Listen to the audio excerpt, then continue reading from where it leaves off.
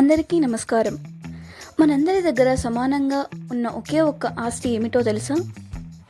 అది డబ్బు కాదు, హోదా కాదు, అది సమయం. ప్రతిరోజు మనందరి బ్యాంక్ ఖాతాలో ప్రకృతి 86,400 సెకండ్లను డిపాజిట్ చేస్తుంది. కానీ ఇక్కడ ఒక కండిషన్ ఉంది. రోజు ముగిసేలోపు మీరు ఆ సమయాన్ని వాడుకోకపోతే అది మళ్ళీ తిరిగి రాదు. ఈరోజు మనం మన జీవితాల్లో సమయం ఎంత కీలకమైనదో మాట్లాడుకుందాం. సమయం ఎవరి కోసం ఆగదు. నిన్నటి సమయం ఒక రద్దు చేయబడిన చెక్, క్యాన్సిల్డ్ చెక్. రేపటి సమయం ఒక ప్రామిసరీ నోట్. కానీ ఈరోజు ఈ నిమిషం మాత్రమే మన చేతిలో ఉన్న నగదు. దానిని ఎలా ఖర్చు పెడుతున్నామన్నదే మన భవిష్యత్తును నిర్ణయిస్తుంది. సమయం మరియు విజయం.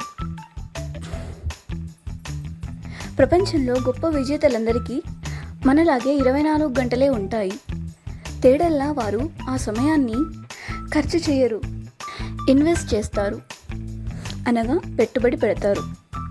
మనం సోషల్ మీడియాలో గంటలు గడుపుతున్నామా, లేక మన నైపుణ్యాలను పెంచుకోవడానికి వాడుతున్నామా అనేది ఒక్కసారి ఆలోచించుకోవాలి. కోల్పోయిన సమయం తిరిగి రాదు. పోయిన ఆరోగ్యాన్ని తిరిగి పొందవచ్చు, పోయిన డబ్బును సంపాదించుకోవచ్చు. కానీ గడిచిపోయిన ఒక్క క్షణాన్ని కూడా ప్రపంచంలోని ఏ కోటేశ్వరుడు కూడా తిరిగి కొనలేడు.